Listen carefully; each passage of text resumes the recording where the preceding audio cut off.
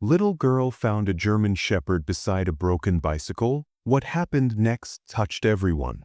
You think you've seen kindness? Think again. What happened between a child and a wounded animal in the middle of nowhere has turned into one of the most heartwarming stories of the year. It's raw, it's real, and it will restore your faith in humanity. Don't forget to like, share, and subscribe for more inspiring stories. It was a weekend afternoon in a quiet little American town, the kind of day that felt stitched together with sunshine and peace. The porches glowed in soft light, rocking chairs swayed gently in the breeze, and the faint chime of church bells echoed from across the square. The air carried the mingled scents of fresh bread from the bakery and newly cut grass, a fragrance that wrapped the streets in comfort. Life here moved slowly, like the ticking hands of the old clock tower, and for the townsfolk, it was just another ordinary day. But for one child and for one dog, it was a day that would be remembered forever. On the edge of the sidewalk, a little girl in a simple blue dress played with a stick, tracing lines in the dust as her laughter rose and fell with the rhythm of the summer air. Her shoes scuffed softly against the ground, her golden curls catching the sunlight as though the sky itself had blessed her with its glow. Innocence lived in every tilt of her head, every curious glance at the world around her. She was the kind of child whose presence could soften even the hardest heart, and perhaps that was why her eyes, so wide with wonder, noticed what others had overlooked. Just a few yards away, half hidden by the shadow of an elm tree, sat a German shepherd. His body was still, frozen in an almost statuesque pose beside a broken bicycle. The bicycle itself leaned awkwardly to one side, its wheel bent, its chain rusted, a child's red ribbon still tied to the handlebar as if it had been left in a hurry. Dust clung to its frame, telling the story of days, maybe weeks, gone by.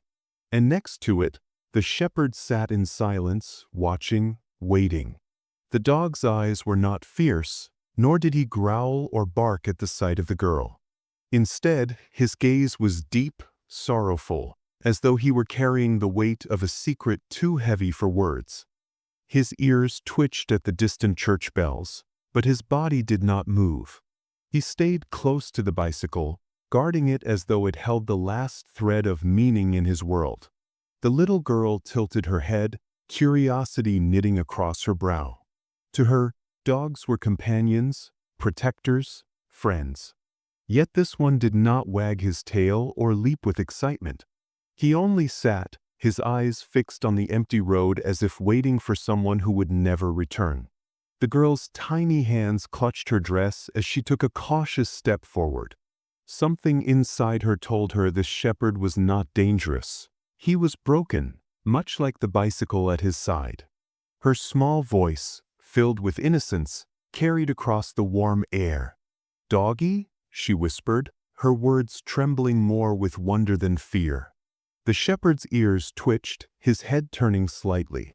His gaze, heavy with loss, finally landed on her. For a moment, their eyes locked, childlike purity meeting the depths of canine grief. And in that fragile silence, the world seemed to hold its breath. Why had this loyal creature chosen to sit beside an abandoned bicycle? Why guard something so useless, so broken? Was it just metal and rust to him, or was it something far more? A memory, a promise, a loyalty unbroken by time or tragedy? The little girl didn't know, not yet. But her innocent steps toward the shepherd would set in motion a story that touched the hearts of everyone in that town and beyond. The little girl took a step off the curb, the hem of her blue dress brushing her knees as she inched closer to the German shepherd. "Hi, doggy," she whispered, as if any louder might shatter whatever delicate thing held the afternoon together. Her voice was the sound of a secret shared between friends, soft, careful, hopeful. The shepherd's eyes flicked toward her, not with a flash of alarm, but with a slow, aching awareness, as though it took effort to lift the world sitting on his gaze. He didn't move away. Instead, he lowered his head until his muzzle nearly touched the scuffed pedal of the bicycle, a gesture that was neither surrender nor fear. It was something else entirely, respect, maybe, for a promise only he remembered. The bicycle lay on its side like a fallen colt. The front wheel was bent so badly it no longer resembled a circle but an oval punched out of shape, spokes slanting like broken ribs. The chain sat in a slouch, rusted to a dull brown, a few links seized stiff from rain and time. A red ribbon, once bright enough to catch sunlight and laughter, still clung to the right handlebar. It had faded to a weary pink and was tied in a careful bow, the tails fluttering just an inch whenever the breeze had enough heart to try. The seat showed a small tear on the edge where stuffing peeked out like a shy tuft of cloud. Grass had begun to tuft around the tires, as though the earth itself was trying to cradle what the road had abandoned. "Doggy," the girl said again, a little braver now. She crouched, palms pressed to her knees, eyes searching his. "It's okay." The shepherd watched her from under his brow, chest rising slow and steady, the kind of breathing that comes when hunger and worry have learned to live together. He gave a small huff, as if to say, "I hear you," and then edged his chin closer to the ribbon. The girl followed the motion, noticing how his ears tipped forward and then softened back, not sharp like a warning, but tender, listening. The front door to a nearby house squeaked, and her grandparents stepped out, wiping hands on a dish towel that had seen better days. "Sweetheart," concern tightened the voice before the words even formed. "Stay back now." Boots thudded down the steps. The grandparent, hair silvered by years of weather and work, reached the sidewalk and froze at the sight. Their little one only a few feet from a large dog, a broken bicycle on the ground like a question nobody had answered. "It's okay," the girl said, not moving her eyes from the shepherd. "He's sad." The grandparent glanced between dog and child, gauging posture, breath, the way muscles gathered and let go. This wasn't the bristled stance of a cornered stray. The shepherd's tail stayed low, the tip giving a slow, uncertain twitch whenever the girl's voice threaded through the air. No lip curled, no teeth flashed, no growl knotted the space between them. There was only the bicycle, the ribbon, and a dog whose chest had learned to sigh. "Easy, boy," the grandparent murmured, voice lowered to the same softness the child had chosen. "We're not here to take anything from you." The shepherd flicked his gaze up, held it, then let it slide back to the ribbon as if to say, "That's the thing I can't put down." A screen door across the street slapped shut. "You seein' this?" called a neighbor watering a row of geraniums. "He's been there since morning." In minutes, the slow current of a small town's curiosity began to gather. A couple strolling back from the bakery paused at the corner, paper bag warm with fresh rolls. A teen with a baseball cap tilted backward rolled his bike to the curb, foot on a pedal, curiosity suspending motion. Someone spoke the words that would stick. "That's the dog of the bicycle."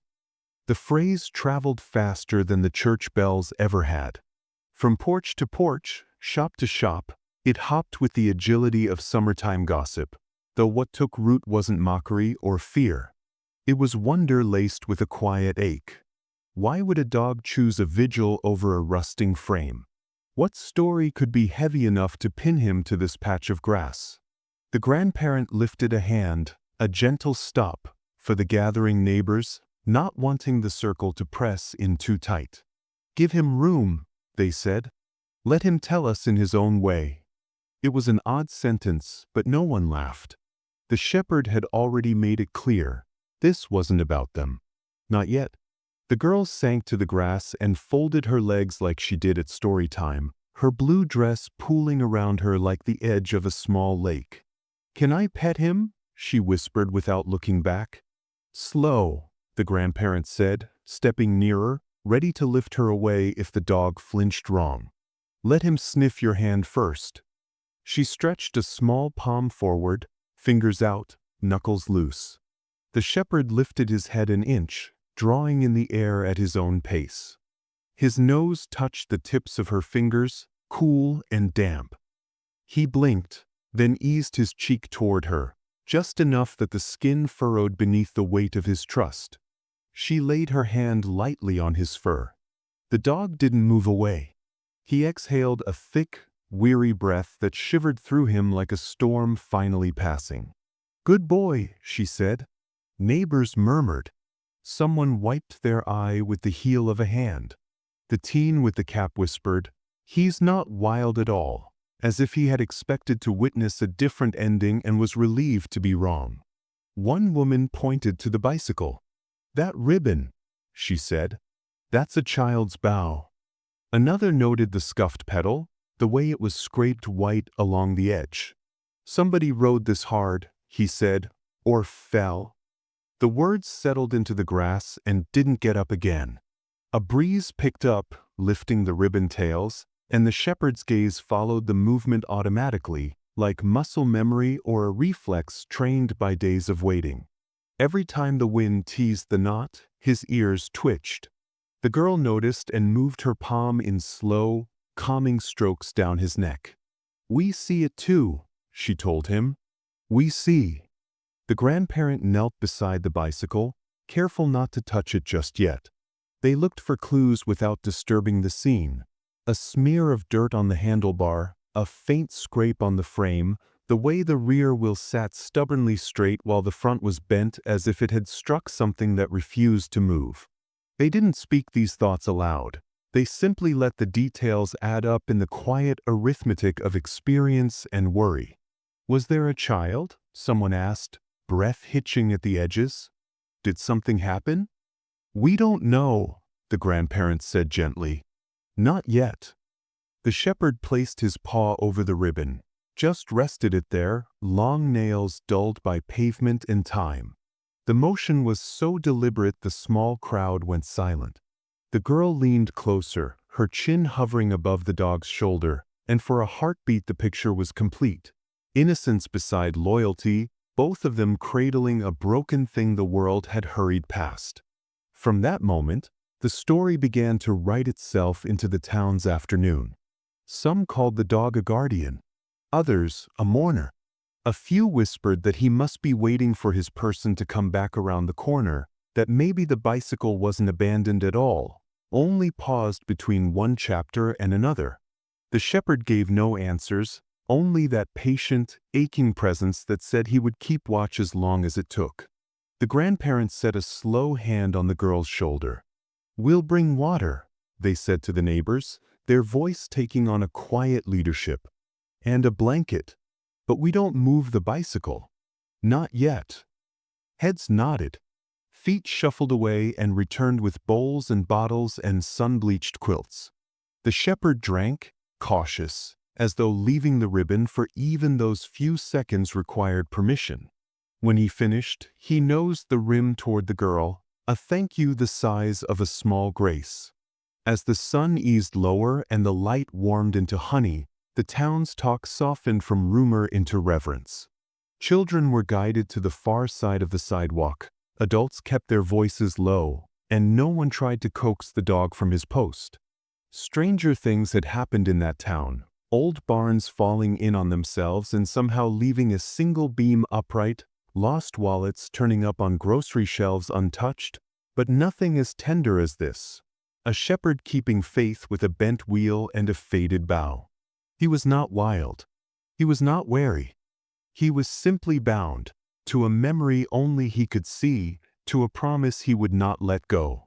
And side by side with him, hands folded in her lap and hope folded in her chest, the little girl kept watch too. The evening had settled into a golden calm, the kind that made even the dust rising from the road look like something holy. Yet at the center of that stillness was a broken bicycle, a German shepherd with mournful eyes, and a little girl who refused to step away from him. Word had spread faster than the ringing of church bells, and soon a handful of neighbors had gathered, drawn by the quiet pull of curiosity and concern. The grandparent, kneeling by the bent frame, gently brushed their fingers over the rusted chain. "Look here," they said softly, tilting the bicycle toward the light. "Old scratches. See how deep these are." The girl leaned closer, her blue dress grazing the grass, while the dog's ears pricked forward, as if he understood every word. The scratches ran across the frame in jagged lines, not like normal scrapes from riding, but like scars that carried a history no one had asked about in years. One of the neighbors, a man with calloused hands who had fixed half the town's lawnmowers, crouched to inspect. "That's not just wear and tear," he said. "This bike's been through something. Maybe a fall, maybe more." He rubbed at a patch of dried mud caked under the pedals. The color of it was different from the soil in this part of town, redder, clay-like. "This didn't come from here," he murmured. "This bike's traveled." The shepherd whined then, the sound sharp enough to slice through the hum of cicadas in the trees. He stepped closer to the frame, pawing once at the wheel, then lowering his head so that his nose brushed the ribbon tied to the handlebar. The motion was deliberate, purposeful, like a storyteller pointing to the page he wanted everyone to read. The girl copied him, reaching out a tiny hand to stroke the ribbon. "He's telling us," she said with childlike certainty. "He wants us to look." Her grandparent tilted the bicycle further and noticed faint marks on the silver bar beneath the seat. They squinted, rubbed the metal with a thumb, and slowly, 2 carved letters began to appear through the grime. The initials were scratched in clumsy strokes, as if etched by a child with too much hope and too little patience. "Initials," whispered one of the neighbors, and the crowd leaned in as though a buried treasure had been unearthed. Another repeated, "Who's that? Do we know anyone with those letters?" Murmurs floated, names of children long grown, families who had once lived nearby but left years ago. Nobody was sure. The shepherd, however, seemed sure of something. At the sight of the letters, he gave another soft whine and pressed his nose against the engraving until his breath fogged the metal. Then he sat, square and solemn, like a guard at a memorial. His tail curled around the bicycle wheel, his eyes fixed on the ribbon. He didn't need words. His body said it all. This was theirs. This was us. The town's veterinarian, a kind man with spectacles slipping down his nose, arrived with a small leather bag. "Heard there's a dog causing a stir," he said as he set down his tools, though the gentleness in his tone revealed he already sensed it wasn't trouble that had gathered here, it was loyalty. He approached slowly, crouched beside the shepherd, and let him sniff a hand before brushing fingers through the matted fur. "He's tired," the vet said after a few minutes, his voice carrying both sorrow and admiration. "Hungry, ribs showing. But see here. His teeth are clean, his nails trimmed, and his coat, even in this state, was once well cared for. This isn't a stray who's never known love. This is a dog who belonged." The shepherd leaned into the examination, offering no resistance. When the vet checked his paws, bruised from pacing the same patch of earth, the dog only sighed. The little girl sat beside him and stroked his ear, and in that instant, the shepherd shifted his weight closer to her, as if she were the only anchor he trusted. "See that?" the vet said softly. "He knows her. Or rather, he knows what she represents, gentleness." He glanced at the initials again, his brows knitting. "I'd wager this dog had a child once. A child who rode this very bicycle." The thought rippled through the crowd.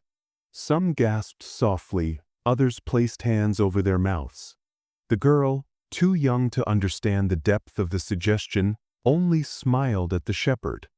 "He had a friend," she said matter-of-factly. "A kid like me." The grandparents' voice was heavy when they answered, "Maybe he did, sweetheart. Maybe he's still waiting." The shepherd gave a low, mournful sound, and then, in a gesture that stilled every heart, he laid his paw directly over the bent pedal of the bicycle. The paw lingered there, claws dull against the metal, his head bowed. A silence spread, thick and reverent, broken only by the whisper of the summer breeze threading through the trees. "What if there was an accident?" an elderly woman asked quietly. "The scratches, the bent wheel, maybe the child fell and the dog never left." "Or worse," another said, voice trembling, "maybe the family moved and left the bicycle and the dog behind. And he just stayed." The possibilities hung in the air like storm clouds, heavy with the weight of stories no one wanted to imagine yet couldn't push away. The little girl's eyes, wide and glistening, flicked between the shepherd and the bicycle as if trying to stitch the invisible threads back into something whole. "He's guarding more than a bike," the vet finally said, his hand resting on the shepherd's back. "He's guarding a memory. And until he knows it's safe, he won't let go." The neighbors nodded, the gravity of his words sinking in. They saw now what the child had seen from the start. This wasn't just a dog beside a forgotten bicycle. This was a guardian of a story, unfinished and untold, a silent witness to a bond cut short. The girl wrapped her small arms around the shepherd's neck, pressing her cheek into his fur. The dog let out a long, shaky sigh, leaning into the embrace as if he had been waiting all these days for someone to understand. And in that moment, with the initials glinting faintly on the metal, the bent wheel catching the last rays of the sun, and a child's arms circling his weary body, the truth pressed heavier than ever. This was not about an abandoned bicycle. It was about love that refused to leave, loyalty that refused to die, and a question the town could not yet answer. Was the one he waited for gone forever, or might they still return? The suspense sat with them all, wrapping around the quiet street like an invisible thread. The shepherd would not tell them the ending, not yet. His eyes said only this: "I will wait, as long as it takes." The summer evening air was thick with the smell of cut grass, the sound of cicadas, and the soft murmur of neighbors still lingering around the broken bicycle and its steadfast guardian. The little girl, her blue dress dusted at the hem from sitting too close to the earth, sat cross-legged on the porch steps, holding a small piece of bread in her hand. Her grandfather had offered it absent-mindedly, thinking she might snack while everyone debated the dog's story. But she had other plans. She looked at the shepherd, who sat motionless near the bent wheel, his ribs faint beneath his fur, his tail curled tightly around himself. His eyes, though tired, never wavered from the bicycle, as if it held the secret of his entire being. With the innocence only a child could possess, she toddled down the steps, the bread clutched carefully between her tiny fingers.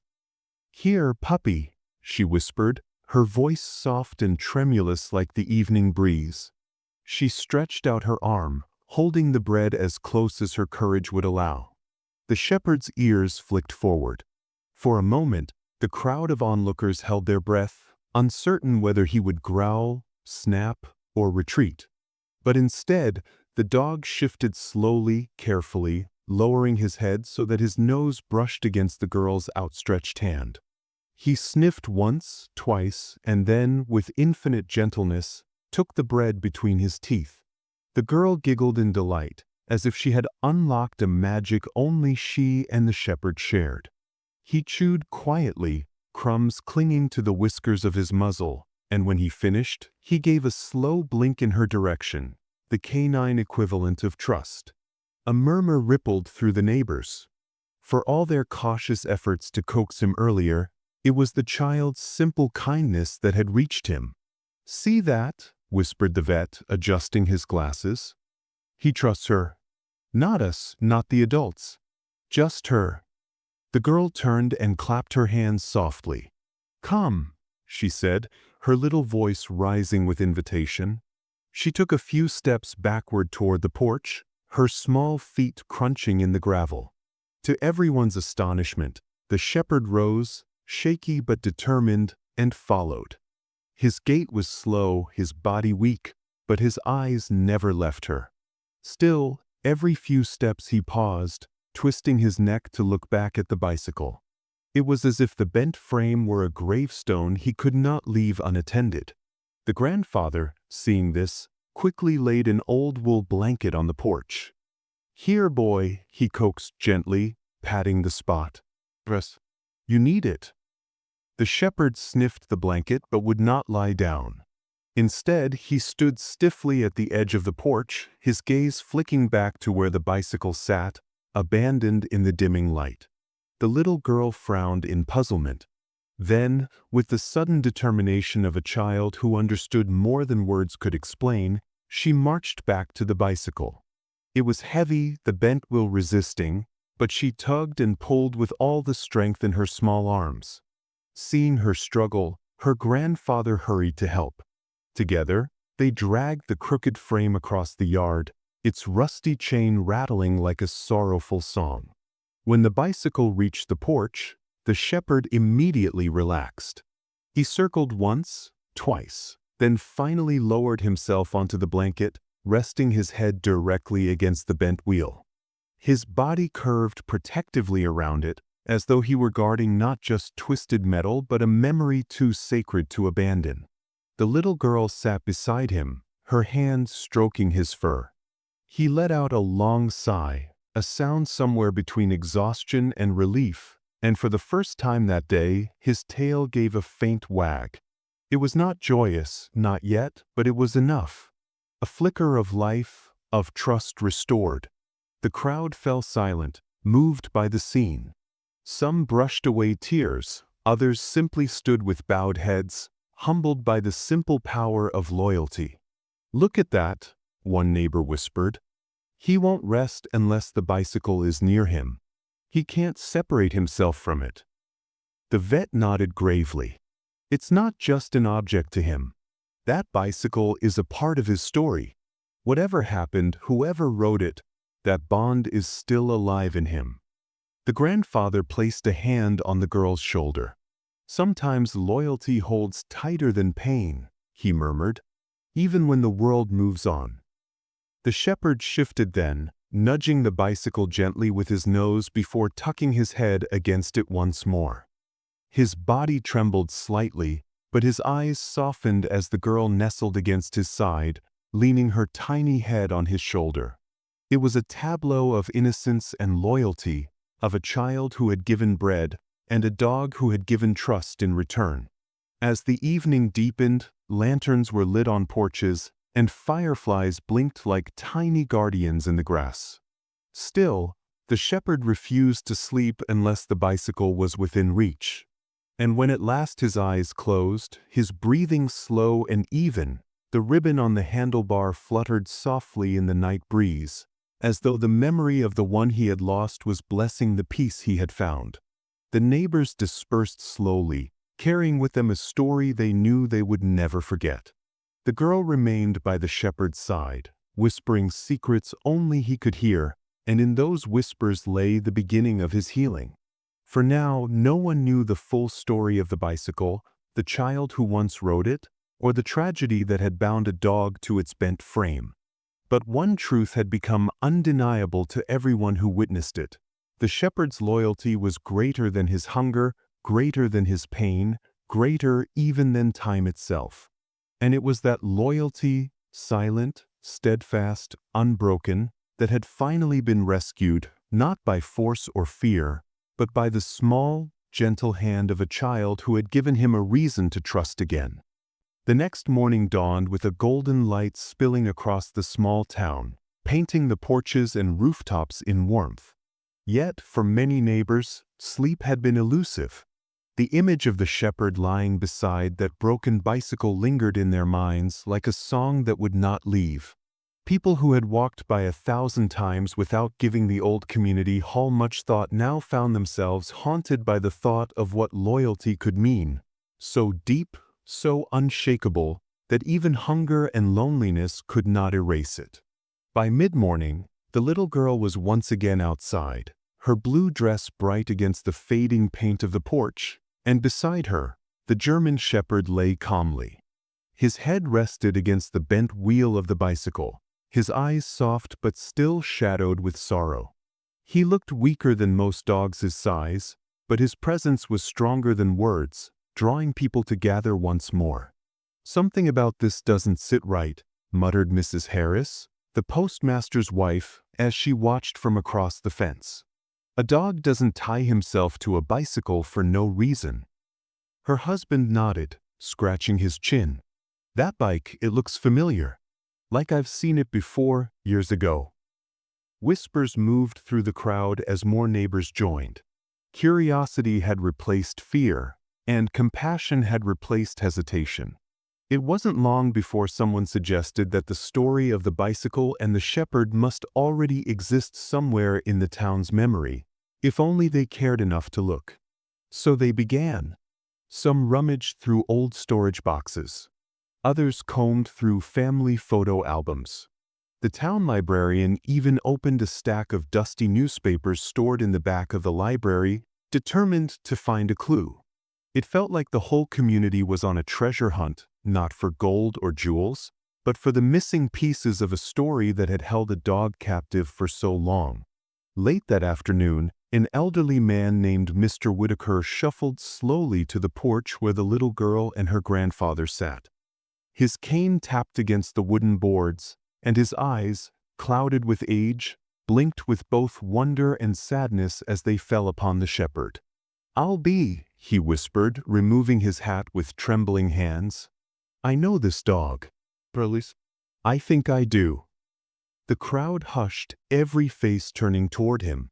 "Years ago," Mr. Whitaker began, his voice raspy with age, "there was a boy. David Miller was his name. Bright-eyed, always laughing, always pedaling through town on his bicycle with a German shepherd running right beside him. You never saw one without the other. That boy and his dog, they were inseparable." The girl's grandfather leaned forward. "David Miller? I remember the name. Didn't his family live near the edge of town, by the orchard?" Mr. Whitaker nodded. "That's the one. The boy must have been 8 or 9. He loved that bicycle. Always had a ribbon tied to the handlebars so you could spot him coming down the lane. And that shepherd, strong, proud, loyal, followed him everywhere." The crowd listened in silence, the pieces of the puzzle starting to form. The bent bicycle, the faded ribbons still tied to the handlebar, the shepherd who would not leave it. "What happened to them?" asked Mrs. Harris softly, her hand over her heart. Mr. Whitaker's voice broke as he continued. "There was an accident. One rainy evening, David was riding home. The road was slick. They said his bicycle skidded near the old bridge. By the time help came, it was too late. The boy was gone. His family was heartbroken. They moved away not long after, couldn't bear the memories. And the dog," he looked down at the shepherd, his eyes glistening. "Well, the dog vanished. Some folks thought he'd run off. Others said he'd been taken in by strangers. But now I see," his voice cracked. "He never left. He stayed, waiting." A hush fell over the crowd so thick that even the cicadas seemed to pause their song. The shepherd, as if understanding every word, lifted his head and pressed his nose against the bicycle's frame, whining softly. His eyes, those deep pools of loyalty and grief, looked out at the people gathered, and for the first time, they saw not just a stray dog, but a guardian of memory. The little girl, too young to understand the full weight of the story, leaned against the shepherd's side and patted him gently. "Good puppy," she whispered, her innocence shining against the sorrow of the tale. Tears welled in the eyes of neighbors. Some remembered seeing David's laughter, hearing the click of his bicycle chain as he sped past their homes, the shepherd bounding beside him. Others remembered the funeral, the hushed voices, the family's departure in the middle of a summer morning. And now, after all these years, they realized the dog had never moved on. His heart still tethered to the boy, to the ribbon, to the bent bicycle. "How could we have missed this?" someone asked through tears. "All this time he was right here, guarding, remembering, waiting." Guilt settled like a heavy blanket over the group. They had walked past that piano-quiet corner, past that abandoned bicycle, past the shadows of a dog waiting faithfully, and they had not seen. Not until a child, too small to know cruelty, had stopped and given him bread. The grandfather's voice broke the silence. Sometimes innocence sees what grown eyes overlook. This little girl saw him. She heard him. And maybe she saved him. The shepherd closed his eyes, pressing closer to the girl, who giggled and tucked the end of her dress over his paw. The sound of her laughter carried through the crowd like sunlight piercing through storm clouds, softening the heaviness in every heart. One by one, neighbors wiped their tears. Some reached out to pat the shepherd. Others bent to straighten the bent ribbon on the bicycle. All of them felt the same quiet vow forming inside. This dog would not be forgotten again. They spoke in low voices, planning to bring food, to build a shelter, to show him the love he had lost. For the first time in years, the shepherd's lonely vigil was no longer his alone. The town would stand beside him, honor the memory he guarded, and give him a future worthy of his loyalty.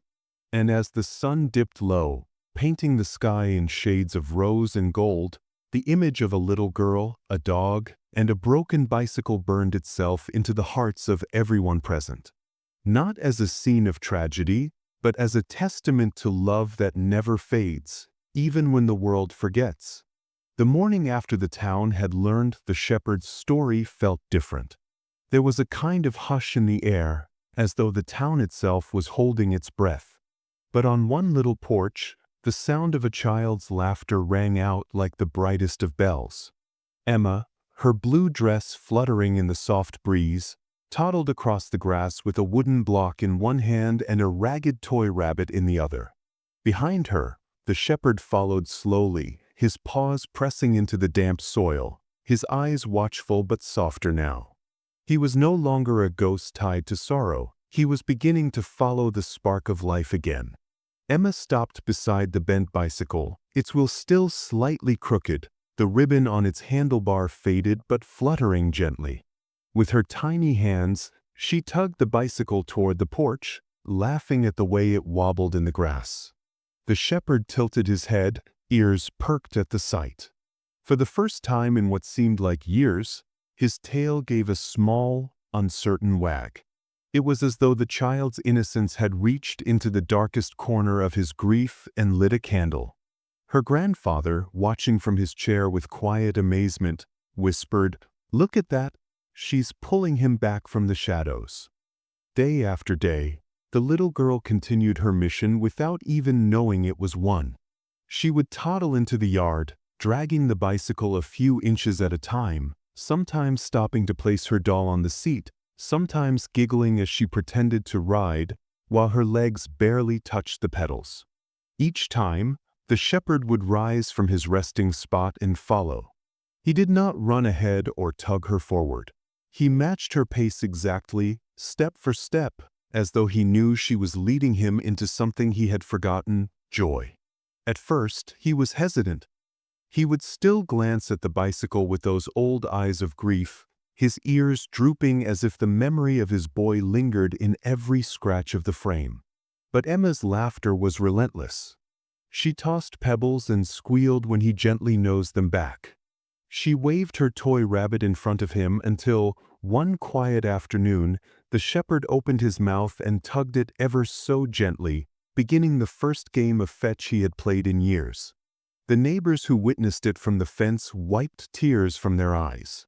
They weren't just watching a child at play, they were watching grief loosen its grip. Soon, the shepherd's appetite returned. At first he nibbled cautiously from bowls of food neighbors left on the porch. Then, with Emma sitting cross-legged beside him, clapping her tiny hands in encouragement, he began to eat heartily again. His ribs, once sharp under his fur, began to soften as life returned to him. With every meal, every wag of his tail, it was as though the child's innocence was painting over the gray canvas of his sorrow with new strokes of color. Moved by what they had seen, the community decided to do something more. Mr. Harris, the postmaster, brought a set of tools and began tinkering with the broken bicycle. He straightened the bent wheel as best he could and oiled the rusted chain until it moved again with a faint squeak.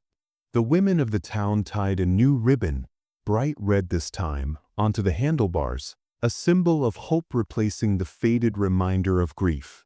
When they finished, they wheeled the bicycle into Emma's yard, placing it gently in front of the porch. The little girl squealed with delight when she saw it. She patted the seat proudly and climbed on, her feet barely reaching the pedals. With her grandfather steadying her from behind, she pushed forward. The bicycle moved slowly, wobbling with the uneven efforts of a child just learning balance. But to her it was magic. To the shepherd, it was transformation. He trotted beside her, his body close, his head level with her small knees. Every few feet, he glanced at her, not the bicycle. For the first time since the tragedy of his boy, the bicycle was not just a monument of sorrow. It had become a bridge, linking memory to new beginnings, loyalty to new innocence. The sight brought tears to many who had gathered. Old Mr. Whitaker whispered, "It's like the past and the future are walking side by side." Evening after evening, the scene repeated itself. Emma, perched proudly on the bicycle, giggling as she rolled a few feet at a time. The shepherd, steady and unwavering, walking beside her, no longer chained to sorrow but guided by love. When she stopped, he stopped. When she laughed, he wagged his tail. When she placed her toy rabbit in the basket of the bicycle, he sniffed it gently, as though blessing the game. Her grandfather, often sitting on the porch with moist eyes, began telling her stories of loyalty, weaving tales of dogs who had stood by their families through fire, storm, and sorrow. "You see, Emma," he said softly one evening, "sometimes loyalty can be heavy. But when innocence comes along, it makes that burden lighter, brighter, like a song carried by the wind." The neighbors continued to support the pair. They brought blankets, chew toys, and fresh water bowls. The town bakers sent crusty ends of bread, which Emma delighted in breaking and sharing with her furry friend. Children from down the street came to watch, sometimes clapping when the shepherd nudged the bicycle forward with his nose, as if helping Emma along. Each gift, each gesture, was not just for the dog, it was for themselves, a way of healing the guilt they had carried for ignoring him for so long. But no one brought more healing than Emma. She would lean over from the bicycle seat, patting the shepherd's head with her tiny hand, and say in her small, clear voice, "Good boy." Those two words seemed to echo louder than the cicadas, louder than the bells, louder than grief itself. It was as if her voice told him what he had longed to hear since the day he lost his boy, that he was still good, still loved, still needed. On one golden evening, as the sun dipped low and painted the yard in honey-colored light, Emma rode slowly across the grass, her grandfather steadying the handlebars. The shepherd walked faithfully beside her, his tail wagging in rhythm. To the neighbors watching from the fences, it looked like a procession.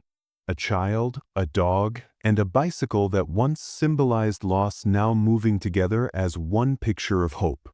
And in that moment, the past and present joined hands. Innocence had given loyalty its song again, and the whole town could feel it. By the time the week had passed, the story of the German shepherd and the broken bicycle had traveled across every porch, shop, and diner in the small town. What had once been whispered about in sorrow, the lonely dog guarding a rusted frame, was now retold as something different, a story of loyalty that had been given new life. People didn't speak of him as a ghost anymore, but as a reminder of how love, once rekindled, could light an entire community. It began quietly. Mrs. Bennett, who ran the bakery on Main Street, came one morning with a basket of warm bread. She set it gently on the Harper porch, smiling at Emma as she clutched the shepherd's ear like a ribbon. "Every hero deserves breakfast," she said softly, her voice trembling. Soon after, children from the neighborhood arrived carrying flowers plucked from their mothers' gardens.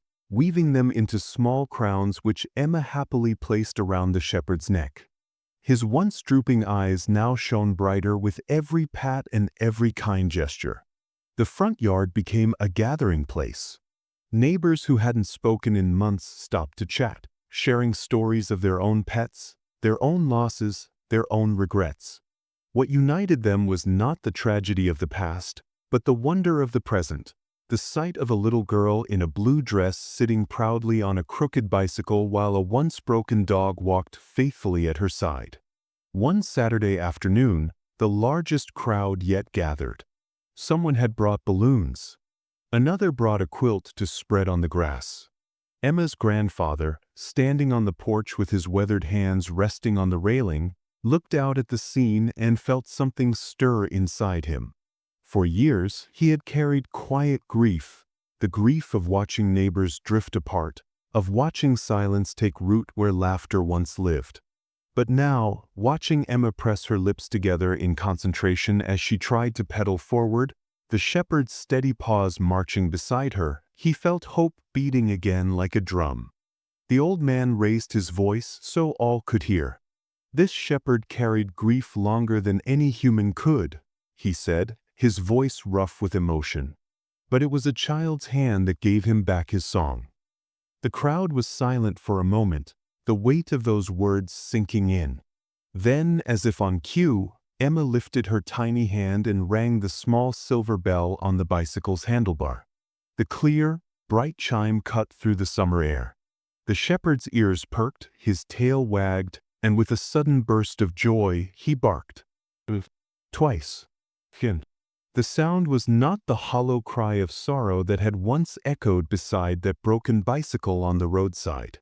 It was alive, bright, and filled with gratitude. The people laughed through their tears.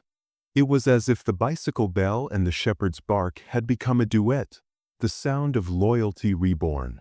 Some swore they could feel it vibrating in their bones, a reminder that sorrow could be turned to song if only kindness was given a chance. From that day forward, Emma's yard became a place of pilgrimage.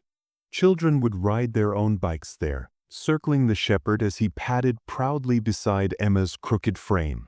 Parents came carrying baskets of food or jars of fresh milk. Retired men came with tools, patching the fence or oiling the squeaky pedals of the bicycle. Even those who had once been skeptical of dogs now bent down to scratch behind the shepherd's ears, whispering thanks they couldn't put into bigger words. Each act of kindness seemed to stitch something back together, not just in the dog, but in the town itself. The butcher, who had not spoken kindly to the baker in years, laughed as he watched Emma clap her hands when the shepherd rolled on his back. The widowed Mrs. Carter, who rarely left her porch, came one afternoon with a jar of homemade jam and sat smiling at the sight of the dog resting his head on Emma's tiny lap. The town, once fractured in small ways by gossip and distance, was becoming whole again.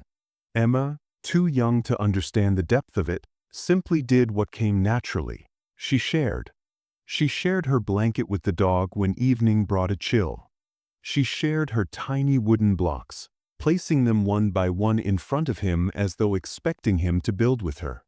She even shared her toy rabbit, which now had one ear damp from the shepherd's gentle mouth.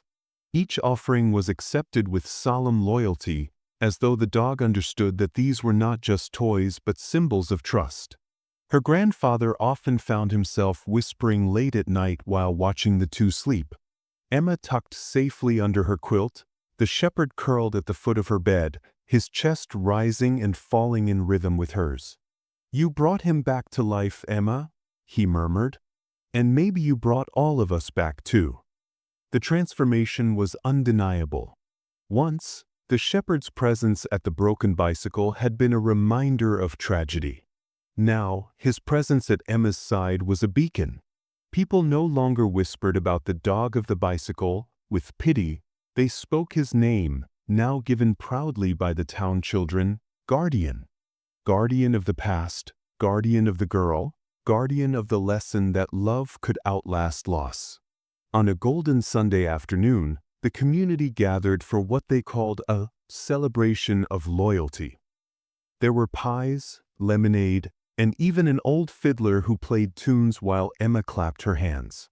At the height of it, she climbed onto her crooked bicycle again, her grandfather steadying her from behind. She rang the bell, its silver voice carrying far. Guardian barked once more, strong and confident. The crowd erupted in cheers, tears shining in the eyes of even the most stoic. The moment was more than play, it was a declaration. The sound of the bell and the bark together had become the anthem of the town, proof that healing was not only possible but contagious. What one broken heart could not bear alone, many hands could mend together. That night, as the stars emerged one by one, Emma's grandfather stood in the quiet yard. Guardian lay stretched in the grass, Emma curled against his side, both asleep beneath the twilight.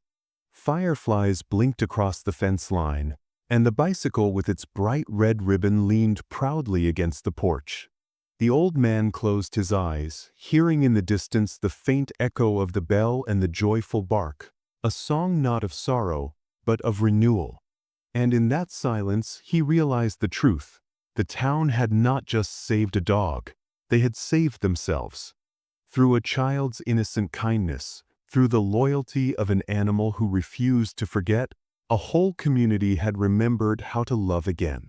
There are places in every town that seem broken, like forgotten corners of a song, an old bicycle rusting by the sidewalk, a piano that no longer plays, a fence that no one bothers to mend.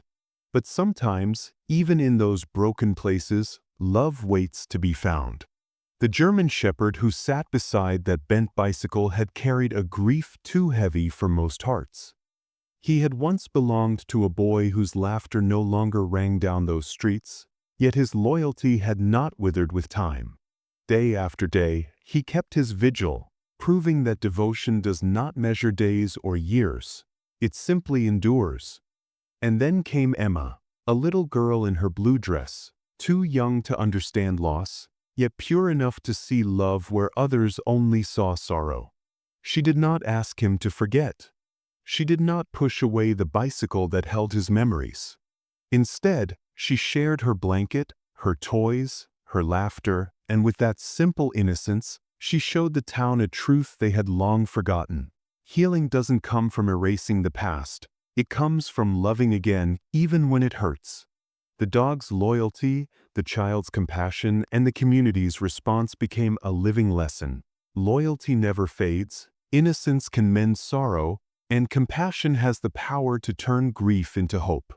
If this story touched your heart, please share it with someone who still believes in loyalty that never fades. Like, comment, and tell us where you're watching from.